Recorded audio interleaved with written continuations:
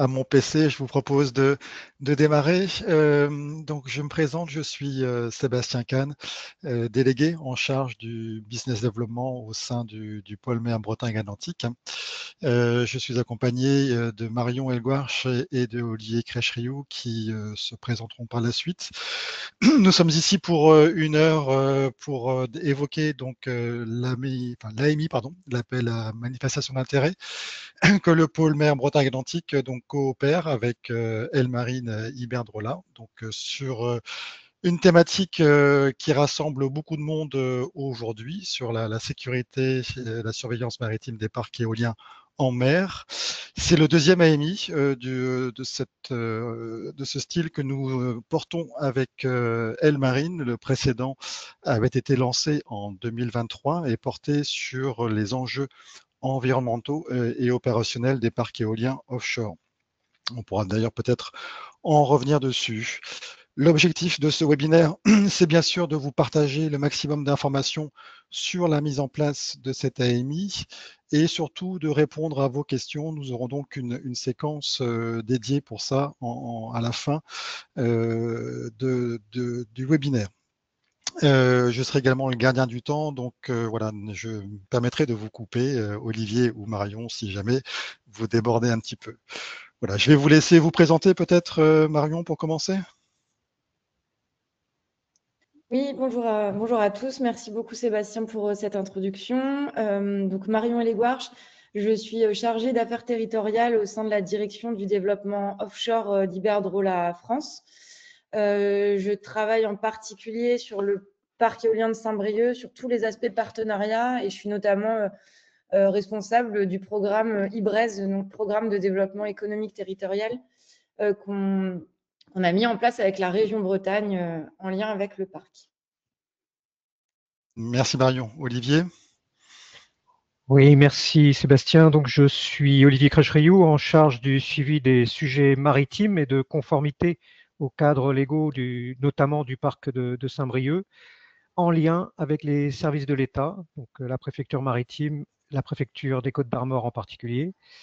J'ai notamment rédigé le plan d'intervention maritime qui a été validé par la préfecture maritime et également actuellement en cours de correction. Et je prépare avec les services de l'État les exercices, dont notamment celui d'octobre 2024, un exercice hors sec qui avait permis de tester le dispositif. Et j'étais à l'époque officier de liaison aussi d'Iberdrola à la préfecture maritime. Donc j'ai pu vivre l'événement au sein des services de l'État. Très bien, merci à tous les deux. Pour le programme donc, de cet après-midi, donc le menu qu'on vous propose, hein, donc c'est que Marion nous donne quelques éléments de contexte à la fois sur Iberdrola, sur le parc de Saint-Brieuc plus particulièrement, et sur le programme eBraze. Olivier, lui, se penchera davantage sur le périmètre et l'objectif de cette AMI. Moi, je vous parlerai également des modalités pratiques en termes de calendrier, les critères d'évaluation. Et puis, Marion terminera par la partie prix récompensant les lauréats. On va essayer de se garder, comme je disais tout à l'heure, entre 20 et 30 minutes pour la partie questions-réponses. Parlant justement des questions, donc vous avez dans l'application un bouton questions avec un point d'interrogation, voilà, que vous pouvez utiliser. À noter que donc les questions seront rassemblées dans une foire aux questions qui sera accessible par la suite sur la page dédiée du pôle mer Bretagne-Atlantique. Si toutefois, voilà, où on ne peut pas répondre à toutes les questions durant ce webinaire, on apportera des réponses complémentaires par la suite, par le biais de cette foire aux questions. Je profite également de cette opportunité pour rappeler ce qu'est le pôle mer Bretagne-Atlantique, un catalyseur de l'innovation maritime. Aujourd'hui, c'est plus de 600 projets labellisés par le pôle depuis sa création en 2005. Ça représente en cumulé un budget d'investissement de 1 milliard 900 millions d'euros en cumulé en termes d'investissement en recherche et développement, sur lequel plus de 650 millions d'euros de financement public ont été mobilisés, donc ça depuis la période 2005. L'autre fait que je voulais partager avec vous, c'est que le pôle adresse 6 grandes verticales et la raison qui nous intéresse aussi dans cette AMI, c'est que le volet EMR est particulièrement transversal. On l'a vu sur la partie plutôt environnement littoral sur la première édition. On a effectivement un prisme plus portée défense, sécurité, sûreté cette fois-ci. Ceci dit, ça n'empêche pas des acteurs de se positionner sur cette AMI. C'est tout à fait ce qu'on encourage, la transversalité, d'aller chercher aussi des acteurs d'autres domaines qui peuvent contribuer plutôt à apporter des réponses novatrices aux besoins exprimés par Elle Marine. Voilà, c'était quelques mots d'introduction et je vais donc désormais passer la parole à Marion.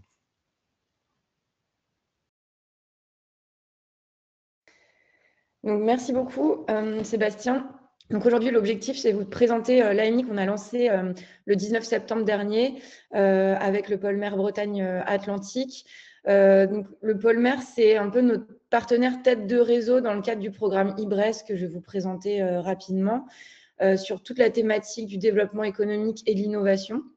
Donc en octobre 2023, on a lancé un premier AMI qui portait sur les sujets de l'optimisation des suivis biodiversité et de la gestion de la collecte des macro-déchets qui peuvent dériver dans le parc. Et à l'issue de cette AMI, on a sélectionné 3 projets lauréats, des drones avec différents projets, type drone solaire pour l'optimisation des suivis biodiversité, drones de navigation pour récolter les déchets et des plateformes aussi numériques d'appui à la recherche de déchets. Donc, c'est des projets vraiment innovants portés par des acteurs bretons et qui ont pu bénéficier de l'expertise d'Elle Marine et de la possibilité d'être testés en conditions réelles dans le cadre du parc éolien de Saint-Brieuc. Donc, vraiment, l'idée de ces AMI avec le pôle mer, c'est de se servir du parc éolien en mer comme un laboratoire d'innovation maritime, un véritable catalyseur de projets d'innovation.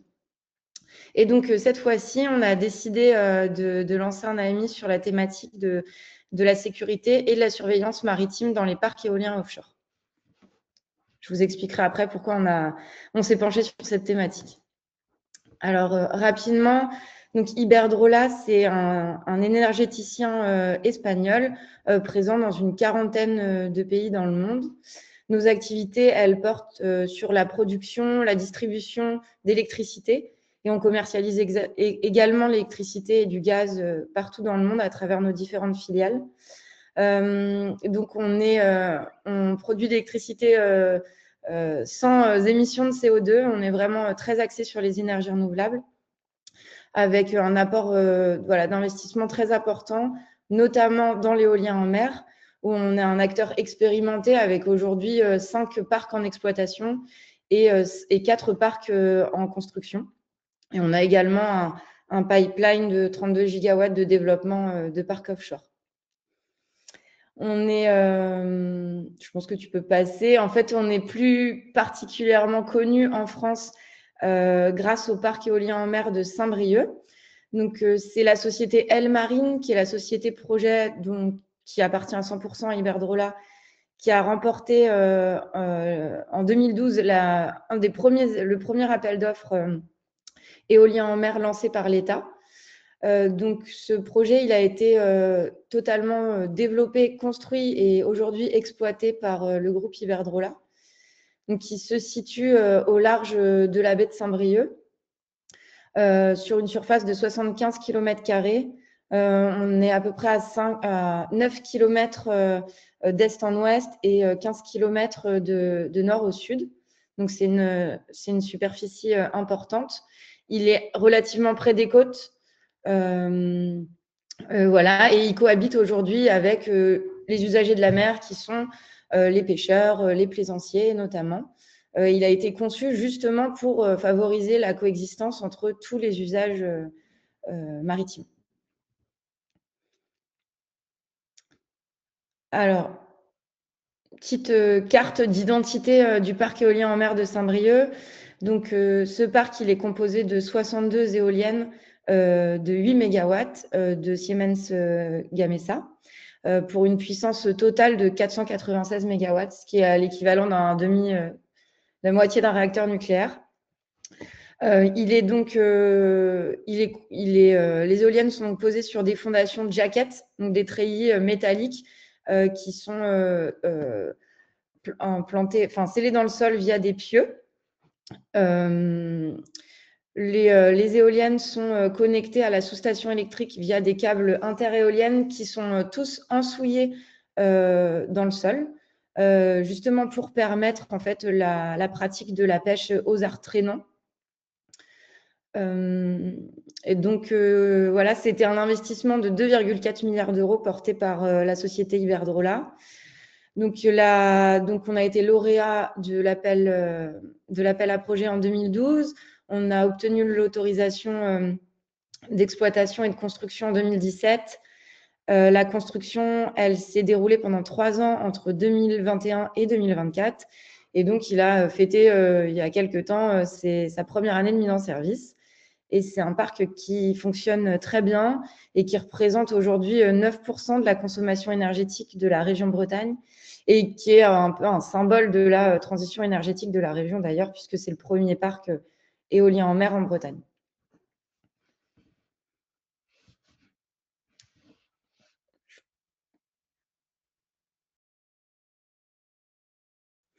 Alors, rapidement, donc, au-delà de toutes nos obligations réglementaires en matière de contenu local, de mesures environnementales et de recours aussi à la supply chain, on a souhaité, par une démarche volontaire, mettre en place un programme de développement économique territorial qui est copiloté aujourd'hui avec la région Bretagne. Donc, en 2022, on a signé une convention de partenariat avec la région. L'objectif, c'est de contribuer et de soutenir des projets opérationnels de développement et d'innovation dans la région Bretagne. L'idée, c'est vraiment d'avoir un effet levier mesurable sur les projets. Donc, on fonctionne qu'avec des cofinancements. On ne finance jamais à 100% des projets. L'idée, c'est vraiment de prioriser des actions qui relèvent d'une dynamique de développement économique territorial. Et pour cela, en fait, on a mis en place une gouvernance vraiment particulière, c'est-à-dire qu'on s'appuie sur des têtes de réseau, donc comme le pôle mer ou d'autres en fonction des thématiques, des têtes de réseau qui sont des opérateurs bretons vraiment experts dans leur domaine, qui vont nous aider à nous faire remonter des projets du territoire, soit via des AMI, comme c'est le cas aujourd'hui, ou soit via des remontées de projets au fil de l'eau. Donc, ces têtes de réseau nous aident à identifier des projets intéressants et ensuite qu'on va cofinancer. Et ensuite, ce sont les têtes de réseau qui vont suivre les projets et gérer toute la partie administrative et financière et animation du programme. Donc, on est dans ce cadre-là aujourd'hui avec le pôle mer. Tu peux peut-être passer à la slide suivante.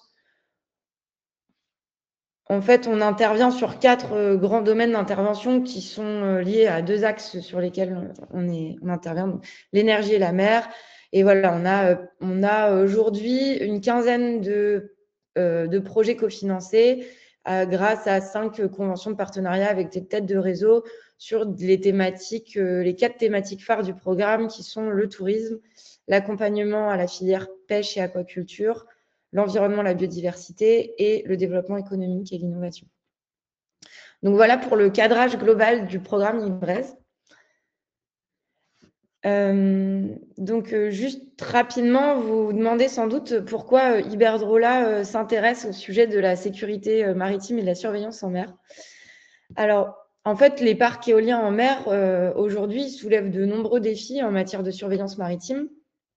Ce sont des infrastructures, des sites stratégiques qui sont exposés à des conditions météorologiques spécifiques au milieu marin et peuvent être aussi faire face à des risques d'intrusion, de malveillance ou d'accidents nautiques.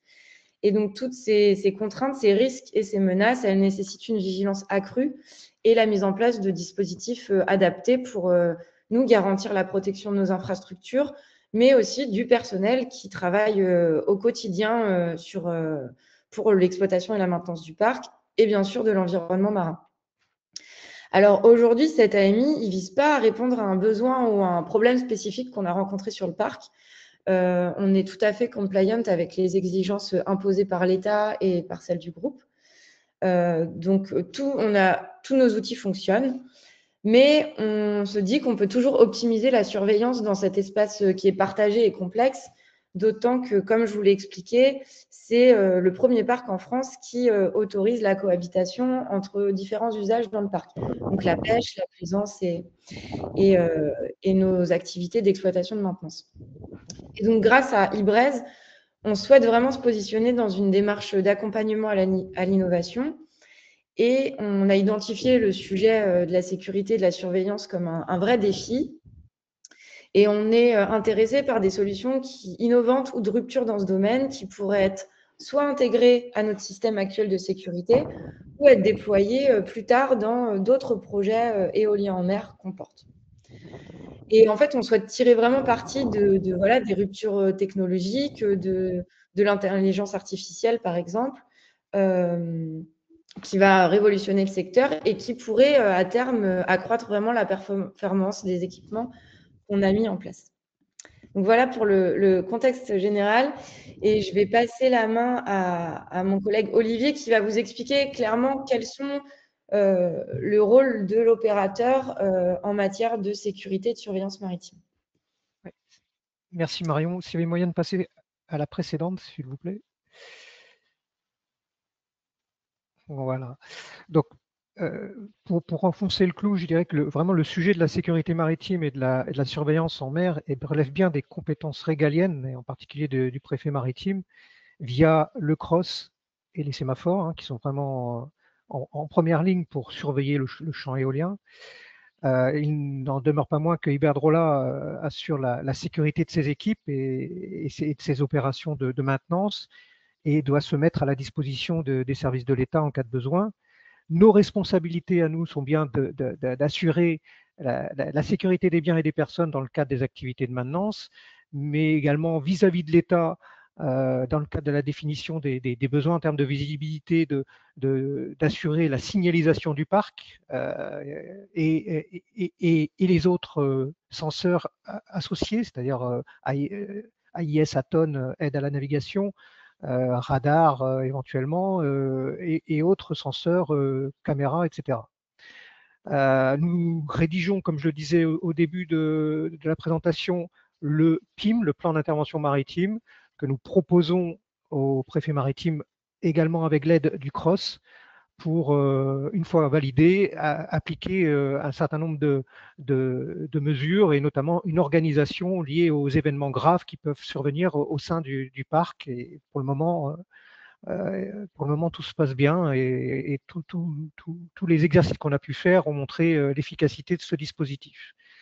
Nous sommes évidemment en cas de signalement d'événements de la part de nos sous-traitants ou de notre navire de maintenance, évidemment, nous devons le signaler aux différents services de l'État et notamment au CROSS et au sémaphore que j'évoquais tout à l'heure.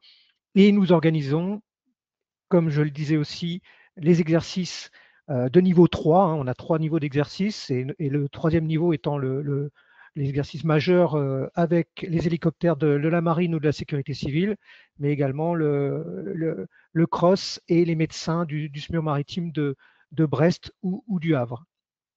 En interne, nous veillons à un contrôle et une surveillance serrée des installations via notre SBCC à Binic, où je suis basé, et évidemment nos navires sur zone, alors que ce soit le SOV en ce moment qui fait des séjours de 14 des Noria de 14 jours sur zone avec des escales à Saint-Malo, et également nos CTV qui sont présents en été.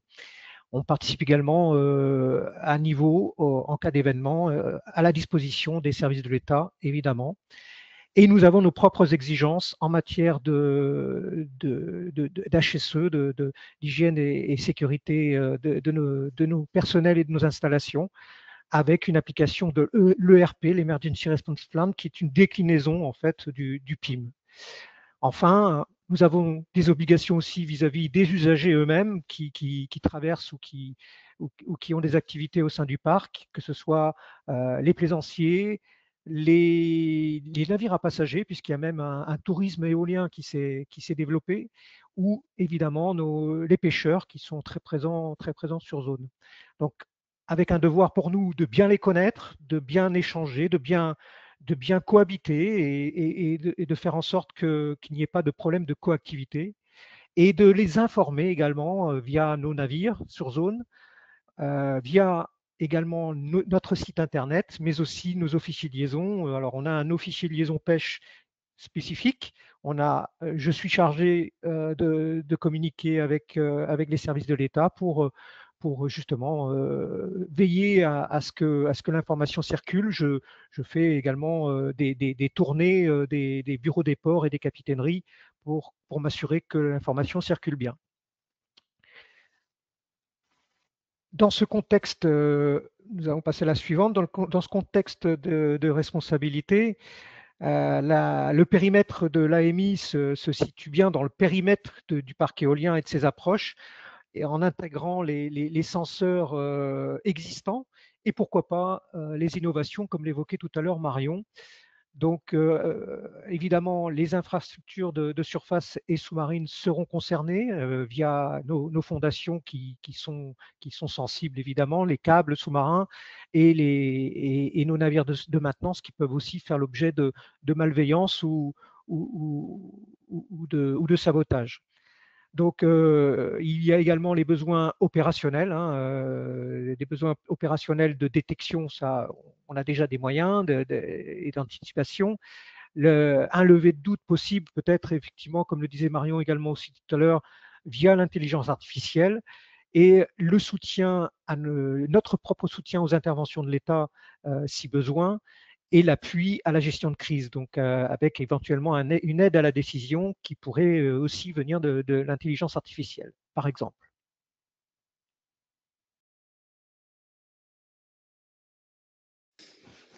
Merci Olivier.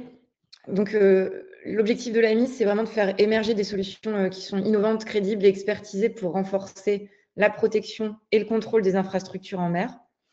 On peut imaginer que ce soit en phase construction aussi et bien sûr en opération maintenance pour ce qui concerne Saint-Brieuc. Donc, les principaux objectifs, c'est l'amélioration de la surveillance des activités maritimes autour et au sein des infrastructures et le renforcement de la communication entre les usagers du parc, de permettre la détection anticipée des routes de collision avec des navires ou de mettre en œuvre, par exemple, des systèmes innovants de gestion de crise pour rationaliser la réponse d'urgence et la coordination entre les parties prenantes, à la fois publiques et privées.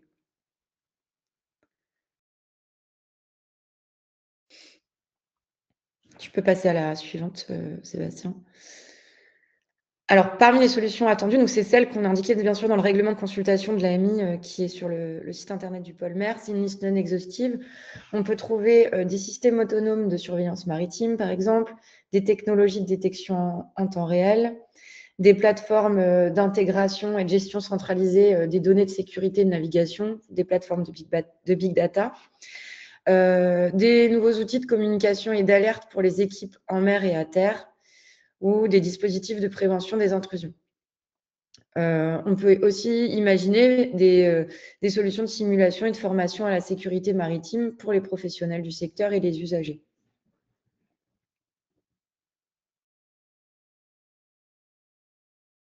Donc voilà, c'est volontairement assez large vu qu'on n'a pas de besoins très spécifiques, mais voilà, donc on est ouvert à un panel de propositions et de solutions. Alors, concernant le soutien financier sur cette AMI, comme le précédent, donc le soutien financier s'élève à 50% des coûts éligibles pour une enveloppe maximum de 100 000 € par projet, par lauréat. Les coûts éligibles, ils sont bien précisés dans le règlement de l'AMI, qui est disponible donc, sur le site du pôle mer.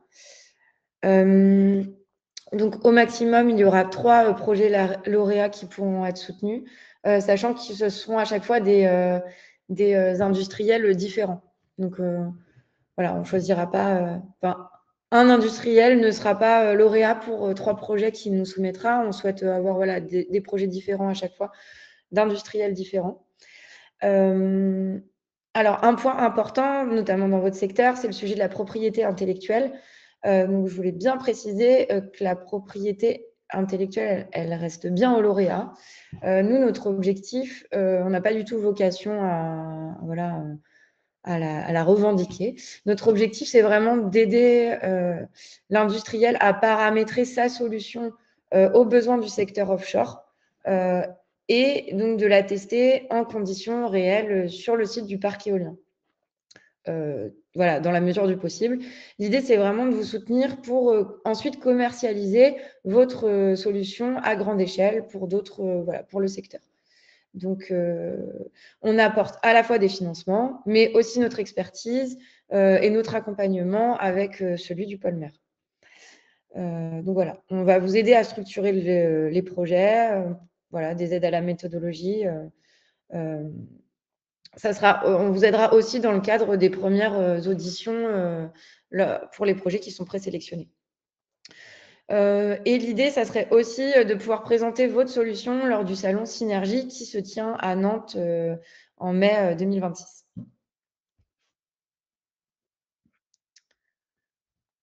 Voilà pour le soutien technique et financier. Merci Marion.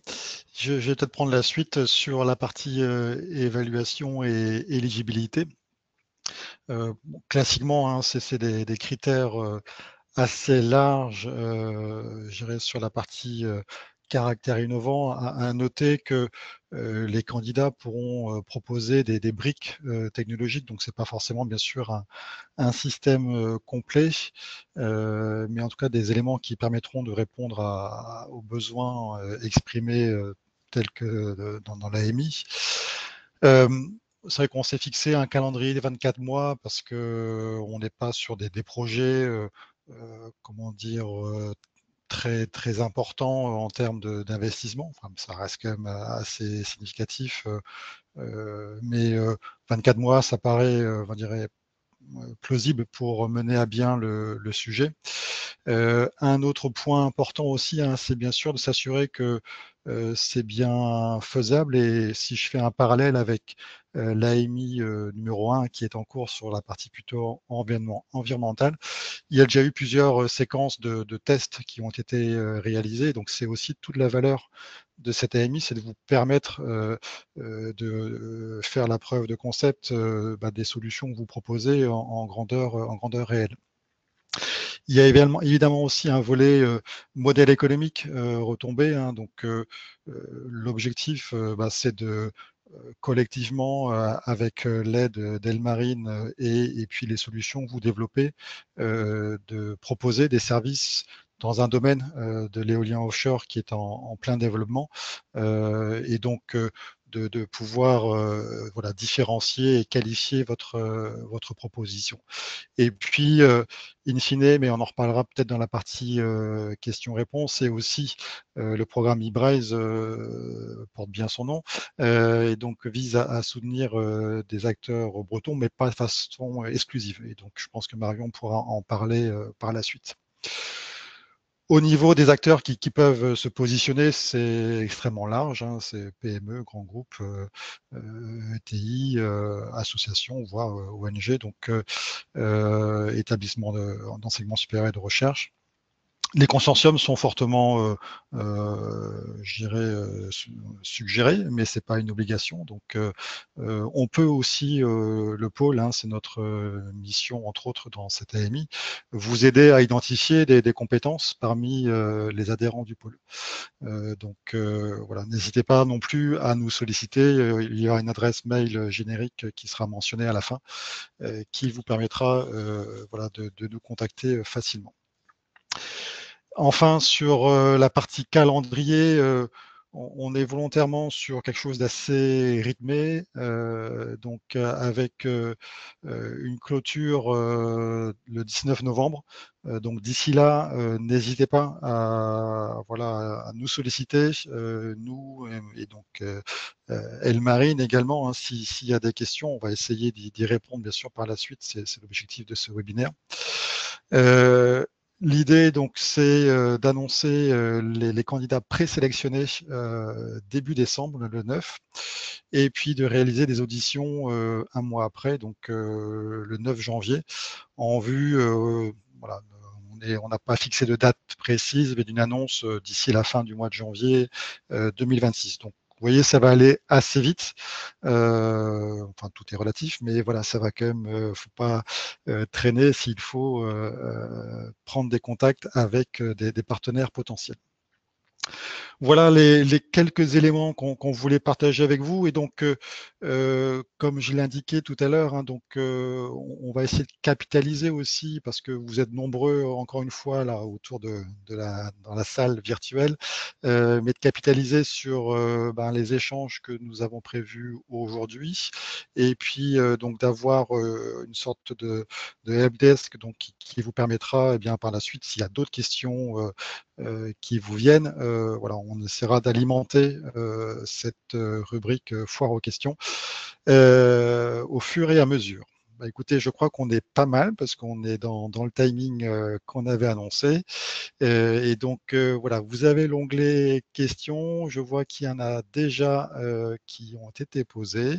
Alors, bien sûr, le support de présentation sera disponible sur le site du pôle. Alors peut-être une question posée par Cédric à laquelle tu peux répondre, Marion. Est-ce que les candidats à l'AMI doivent être bretons et ou membres du pôle mer Bretagne-Atlantique? Oui, c'est une bonne question. C'est vrai que ce programme, l'objectif, c'est vraiment d'accompagner les acteurs et les projets du territoire breton. Donc, on donne une priorité aux acteurs implantés en Bretagne.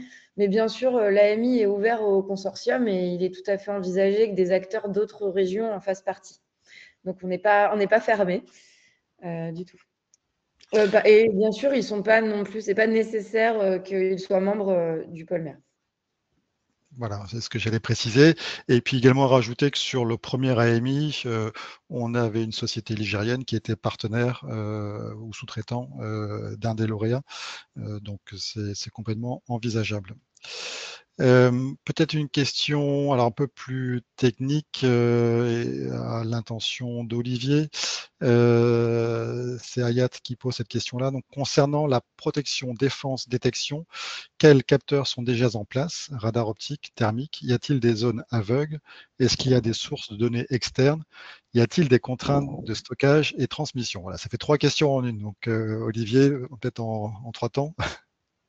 Alors, je vais rester assez vague puisqu'il y a quand même certaines informations qui sont confidentielles et qu'on pourra communiquer aux candidats une fois que, enfin là, je parle sous le contrôle de Marion, mais qu'on pourra communiquer aux candidats quand les engagements seront pris de confidentialité.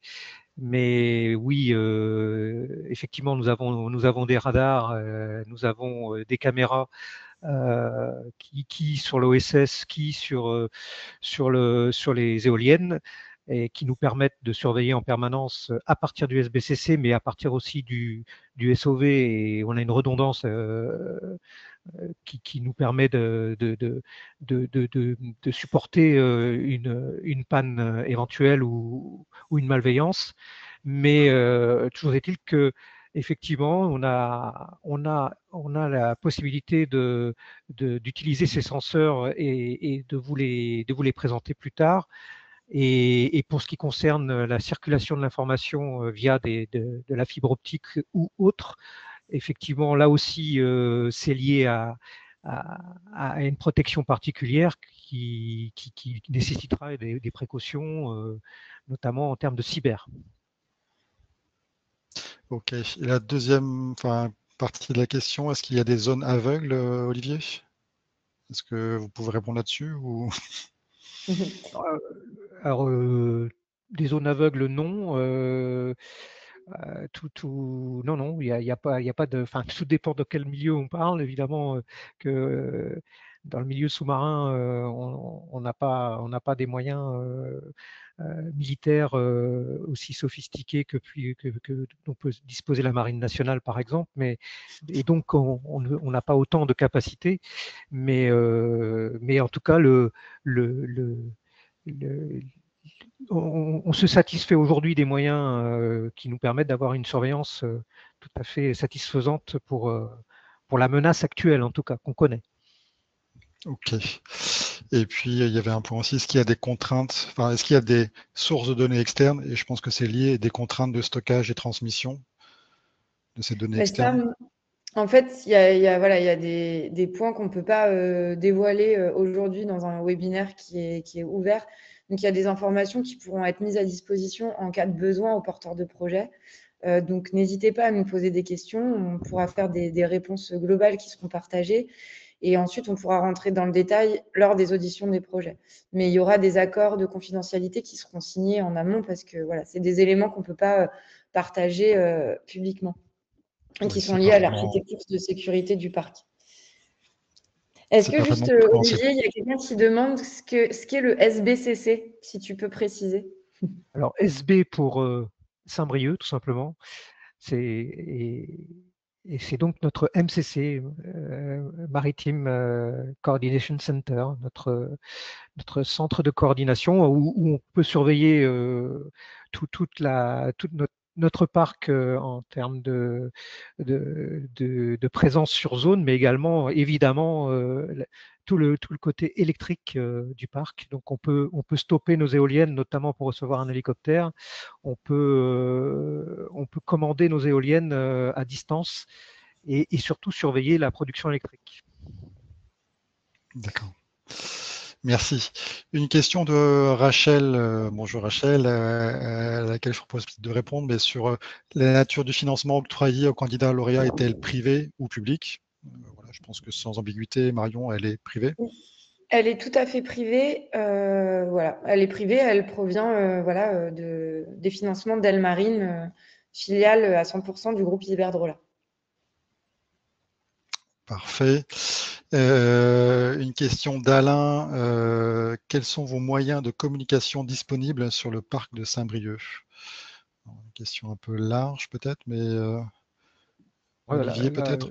c'est assez, oui, c'est large dans le sens où on a tous les moyens, évidemment, que peuvent utiliser les navigateurs sur le plan d'eau, la VHF, et des systèmes internes qui sont privés, donc, et notamment des canaux privés dont on est titulaire de licence, et également nos liens filaires, puisque je parlais de fibre optique tout à l'heure, mais également le, le système, comment dire, téléphone qui n'est pas prioritaire, hein, mais qui, par- qui est efficient et qui nous permet d'avoir également des communications. Ok. Je prends les questions dans l'ordre dans lequel elles sont arrivées. Donc, c'est Emmanuel qui pose la question. Est-ce qu'un consortium peut contenir des sociétés européennes non françaises avec avec un cofinancement? Peut-être pour toi, Marion? Oui, bon, il y a pas d'exclusion des sociétés non européennes, mais il faut que dans le consortium, on ait des acteurs qui soient français et en priorité bretons. Voilà, à la mesure du possible. Parfait.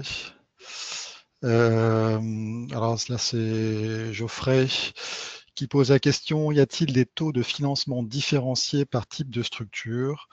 100 000 euros par projet, donc 200 000 de budget, ou 100 000 euros de budget total et 50 000 de maximum d'aide? Alors là, je pense que Bah, là, les vas-y. deux cas sont possibles en fait. Nous, la dotation maximum sur un projet, elle est de 100 000 euros et ça doit correspondre à 50% des coûts éligibles. Donc, voilà. Donc, Les deux cas sont possibles. Oui, donc selon le montant du budget du projet présenté, ce sera 50% plafonné à 100 000 C'est ça, euros, à 100 quoi 000 qu'il en euros. soit.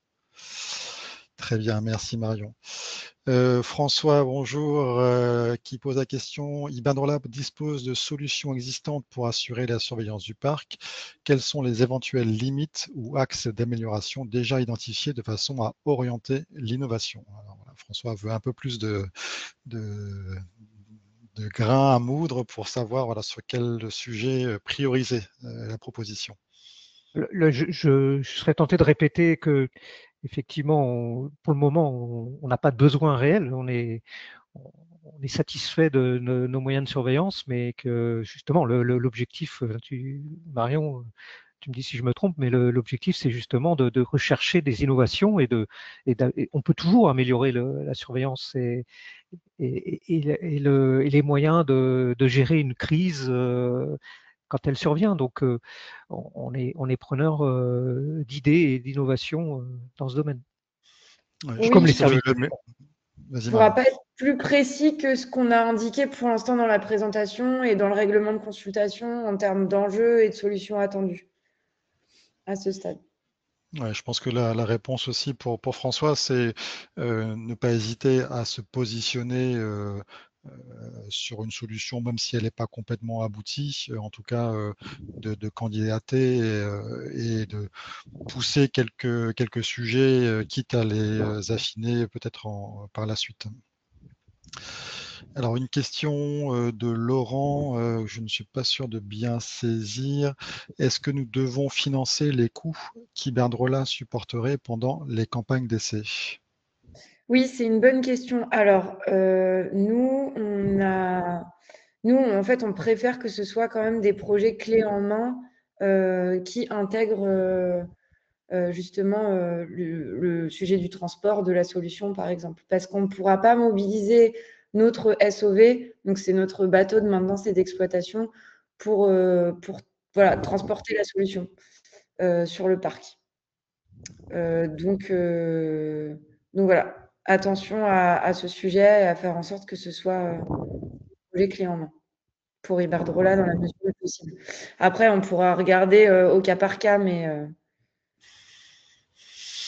voilà. Très bien, On ne pourra pas non plus mettre à disposition nos bateaux, quoi. bien noté, merci. Alors peut-être une question pour Olivier de Sylvain. Qui demande que nous, alors il est un peu long, excusez-moi, nous envisageons de proposer une solution interfaçant les systèmes radio offshore avec notre PF de collaboration pour offrir une communication unifiée et fédérée incluant également, si besoin, la vidéosurveillance pour la gestion de crise avec ouverture vers l'IA pour la détection et l'aide à la décision.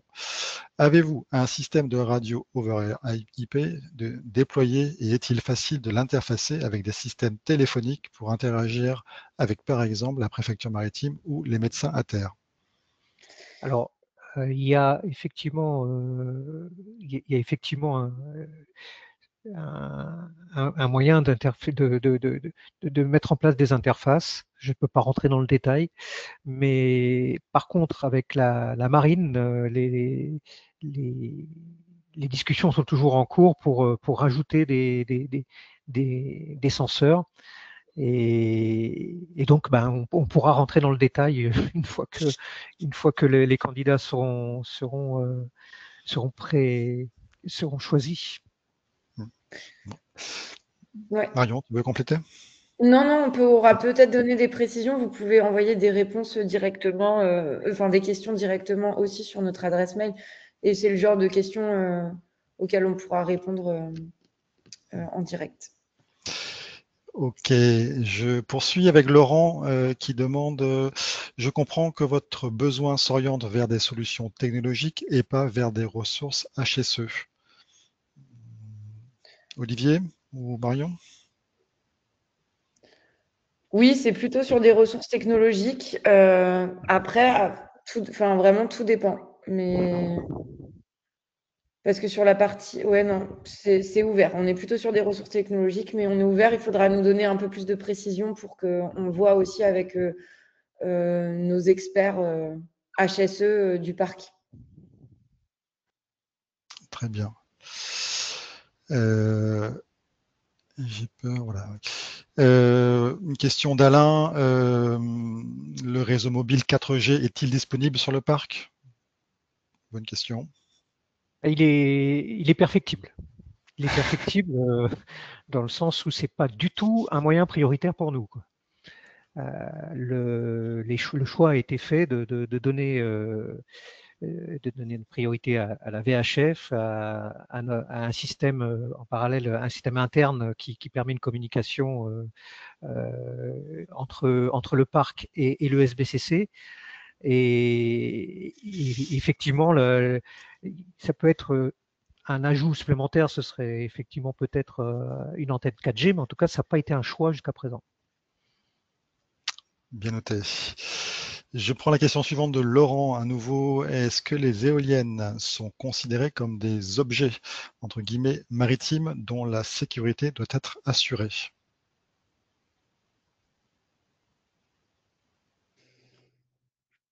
Ça vous laisse quoi?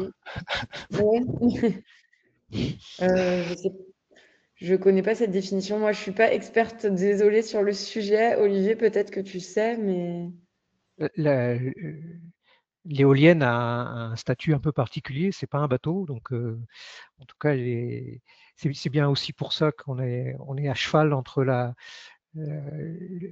pleine mer et donc on est sous couvert du préfet maritime qui assure la sécurité sur zone. On a aussi des responsabilités vis-à-vis du préfet puisque on a une occupation du fond marin qui fait que on est à la fois une île et un objet au milieu de l'eau qui a un statut vraiment très très très particulier. Mais je vois pas le but de la question en fait. C'est peut-être la définition juridique quand même Ouais. du Oui, en tout statut. cas, en tant qu'opérateur, on est responsable, oui, de la sécurité de nos assets et du personnel en mer et de l'environnement marin. Si je poursuis, donc une question de Pierre-Yves cette fois. Alors pareil, assez précise. Quelles sont les références de temps synchro des systèmes opérés dans le parc?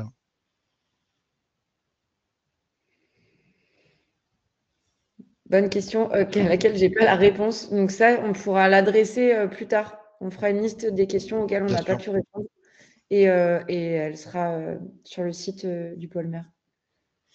Très bien. Je vois une question intéressante d'Aurélie. Faut-il des habilitations offshore? Je me permets, Sébastien, pour faire intervenir notre technicien sur les sous-stations.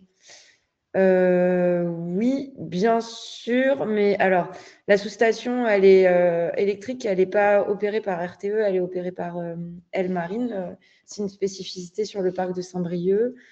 Bien sûr que pour installer du matériel en mer et donc accéder aux plateformes, c'est assez compliqué parce qu'il faut à la fois des certifications, le GWO, et aussi, nous, on a des sujets assurantiels sur nos infrastructures. Donc, a priori, vous ne pouvez pas accéder comme ça du tout aux plateformes. Après, selon l'intérêt du projet, on va investiguer pour ne pas fermer la porte à des solutions intéressantes à l'avenir. Mais voilà, c'est quand même… l'accès est hyper restreint. C'est un vrai sujet, hein. C'est notamment pour la maintenance du matériel éventuel qui serait installé dans l'avenir. Il faut penser effectivement à cet aspect-là, puisqu'on ne peut pas intervenir sur les éoliennes en mer sans ce diplôme, sans ce certificat dont parle Marion, le GWO, est indispensable pour intervenir sur les éoliennes et sur l'OSS. Bien noté. Une autre question de Rachel. Un projet présenté par un consortium entraîne une seule convention au porteur de projet ou chaque entité partenaire peut-elle être conventionnée et cofinancée en direct? Il me semble on préfère qu'il y ait un porteur de projet qui coordonne le consortium et qui ensuite reventile les financements dans son consortium. Il me semble, Sébastien, pour nous, c'est plus facile de conventionner avec une Oui, entreprise coordinatrice c'est ce qu'on avait pour fait le compte. effectivement selon les sujets liés à la propriété intellectuelle développée conjointement ou pas. Dans le cas qu'on a en tête, j'imagine, Marion, c'est effectivement plutôt une entreprise leader avec un sous-traitant, mais on pourrait peut-être Oui, imaginer s'il y a vraiment des sujets de oui. pays clivants d'avoir deux conventions. Je pense que c'est pas impossible, Rachel. Et je fais un clin d'œil à François. Ce n'est pas une réponse de Normand. Euh, une autre question, alors c'est assez large aussi, de Quentin, pardon. Quel est le niveau de TRL est attendu de ce fait sur cette AMI? Je pense qu'on peut lui répondre directement facilement. C'est des niveaux comme relativement hauts. Est-ce que vous pouvez peut-être préciser, Marion ou Olivier? Moi, je peux pas apporter plus de précision là. J'ai pas. Non. Bon, vu le calendrier de mise en œuvre, voilà, qu'on considère que les briques peuvent bien sûr rentrer dedans. Je pense qu'on est sur des TRL quand même relativement élevés, au-delà du 6 et du 7 probablement. Une question de Chèque. Dans le cadre de cette AMI, quelle part est envisagée pour la robotique sous-marine dans la surveillance et la sécurisation des parcs éoliens par rapport aux autres approches surface aérien? Est-ce considéré comme un axe majeur ou plutôt comme un complément? En gros, quel est le poids de la partie sous-marine comparé au reste? Merci, Chèque. Olivier ou Marion? Typiquement, on est sur une évaluation du risque, hein. Là, on a satisfait finalement jusqu'à présent les exigences aux exigences de l'État. Et si la menace évolue, on aura éventuellement à orienter notre choix, soit en surface, soit en sous-marin. Mais en tout cas, si de bonnes idées apparaissent dans un axe ou dans un autre, on sera très attentif. Ok. Guillaume, je vais mettre finalement l'adresse. Je vois que vous avez posé deux questions, mais l'adresse dans le chat. Guillaume, une question. Donc, pour l'installation, l'encombrement, la consommation énergétique, disposez-vous d'une possibilité de connaître les interfaces techniques de raccordement? J'imagine que oui. Oui, oui, oui, je pense aussi qu'il y a voilà, certaines données qu'on pourrait oui, fournir sur ce point. Alors, de la sous-station à l'atterrage, ça c'est géré par RTE. Après, nous, entre les éoliennes et la sous-station, c'est nous qui opérons, qui suivons le raccordement. Donc, oui, je pense qu'il y a des données plus précises qu'on pourra vous communiquer. Très bien. Une question d'Alice. Peut-on en savoir plus sur les navires de maintenance? Qui les opère? À quelle fréquence? Je crois qu'on y a un peu répondu, mais Oui, c'est donc Siemens qui assure la maintenance des éoliennes avec l'Edaguelo qui est actuellement le SOV sur zone et qui a des rotations tous les 14 jours avec une escale à Saint-Malo. Donc ça, c'est en fait, c'est une solution provisoire, hein, on est actuellement en train de construire une base. Enfin, le chantier n'a pas encore commencé, mais en tout cas, le projet est en cours pour construire un port de maintenance à Saint-Quay-Portrieux où seront basés des CTV, des plus petits bateaux, et qui seront aussi plus proches du parc et qui feront des rotations beaucoup plus fréquentes vers la Terre.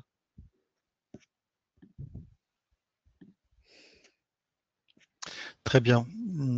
Un complément d'information peut-être ou de demande de précision de la part de Laurent.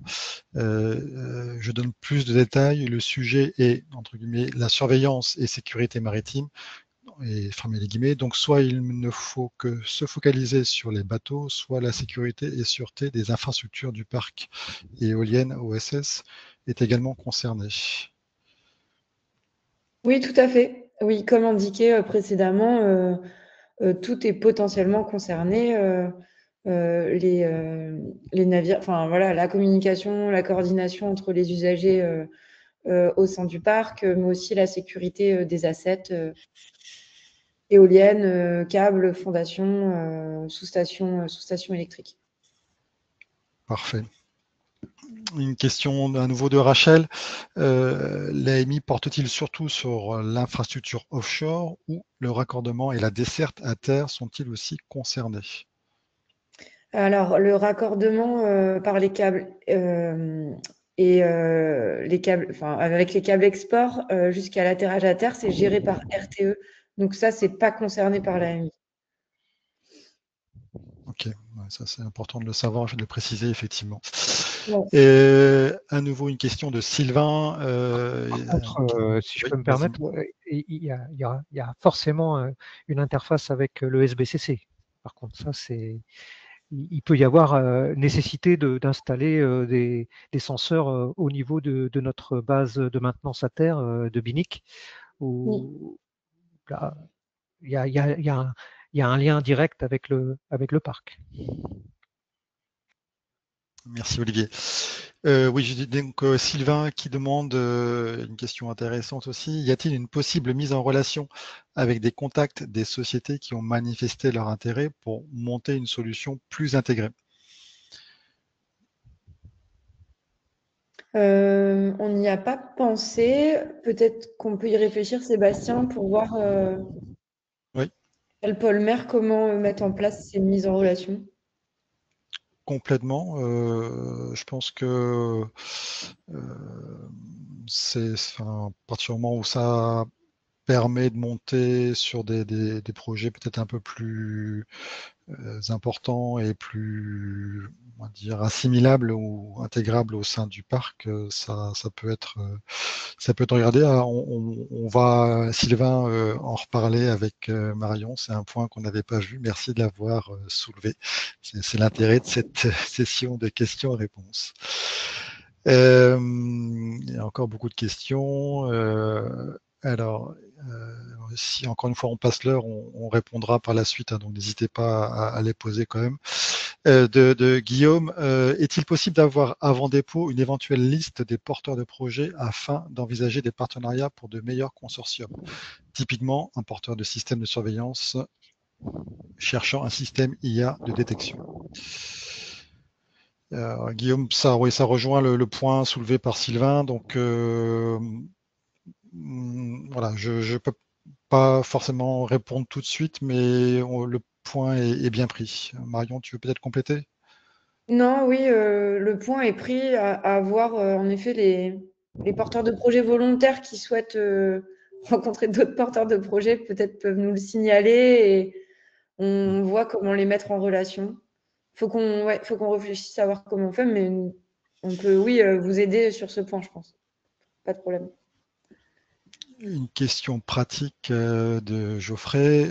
Quelle est la dimension en NM, je ne sais pas si c'est enfin, ou en mètres, peut-être, je sais pas. Total du parc. Ok, pardon, autant pour moi, Olivier. Du parc de Saint-Brieuc et des prochains parcs prévus.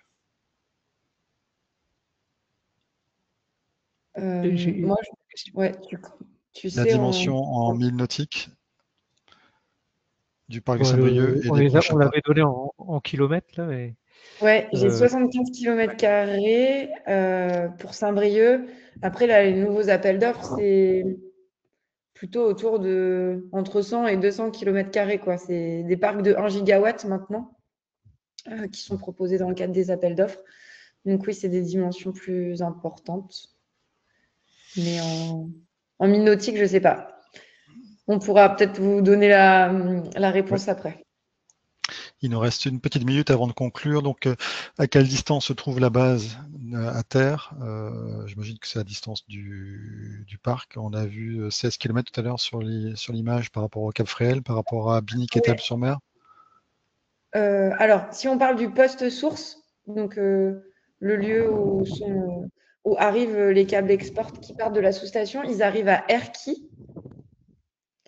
Ça doit être autour de 16-18 km du parc de la sous-station. Voilà. Et sinon, la base de maintenance et d'exploitation du parc éolien en mer de Saint-Brieuc, où on a une quarantaine d'employés, elle se trouve à Binic-Étable. Bon, je propose une dernière question. Et Pardon, en Olivier. CTV, on met trois quarts d'heure dans les conditions de mer correctes. On met trois quarts d'heure pour aller sur le parc. À partir de 5 quai. Hein, Ah oui, à partir de 5 quai. Dernière question donc de Sébastien. Est-ce qu'on pourra avoir la liste des risques majeurs pour orienter les solutions proposées? Bah, les risques majeurs, on les a identifiés dans la présentation. Les risques et les menaces en termes de... il y a les conditions météorologiques extrêmes, des risques d'intrusion, de malveillance, d'attaques cyber. Voilà, c'est celles qu'on a listées de mémoire dans la présentation. Je ne sais pas si Olivier, tu en vois d'autres. Les risques, déjà, je vais pas parler à la place de la Marine nationale, hein, et qui en sait plus que nous sur les risques potentiels, mais en tout cas, le fait est qu'il n'y a pas aujourd'hui, en tout cas, on n'a pas connaissance d'un risque spécifique type drogue, terrorisme ou autre. Hein, ceci, et c'est lié aussi à l'emplacement du parc lui-même. Hein. On a aussi une chance, c'est une chance. Par rapport notamment à nos camarades d'EDF à Saint-Nazaire, on est moins proche de la côte et notamment des premiers ports donc de plaisance. Donc on a moins d'intrusions dans les zones interdites, on a moins de problèmes d'infraction à l'arrêté du préfet maritime en vigueur, quoi. Donc bon, on n'a pas authentifié un risque majeur aujourd'hui, hein, mais bon, on n'est pas à l'abri évidemment, et c'est pour ça aussi que on fait cette démarche. C'est aussi pour ça qu'on est très attentif à l'actualité et, à, aux recommandations des services de l'État. Parfait. Je vous propose qu'on s'en tienne il est 15h02, donc si vous avez peut-être des rendez-vous par ailleurs. Le mot de la fin, on va dire en tout cas pour cette séquence webinaire, c'est donc comment dire une page dédiée sur le site du pôle mer Bretagne Atlantique où vous retrouverez et la présentation, le webinaire tel qu'il a été enregistré, et puis les réponses aux questions qui arriveront, vous l'avez compris, hein, on en a listé un certain nombre dans les prochains jours lorsque les réponses un peu plus formelles auront été apportées. Et puis l'autre message important, c'est que le spectre des solutions proposées est relativement large. On a bien noté le point de voir comment effectivement on pourrait imaginer faciliter des rapprochements entre consortiums ou en tout cas entre offreurs de solutions. Voilà, j'ai pas encore la réponse à ce stade, mais on va tâcher d'y répondre. Voilà, écoutez, il me reste à vous remercier toutes et tous. Merci à Marion, merci Olivier. J'espère que ce webinaire vous a intéressé et que les candidatures seront nombreuses voilà, au profit de l'écosystème breton et au-delà. Excellente journée à toutes et à tous. Au revoir. Merci, au revoir. Merci beaucoup, au revoir.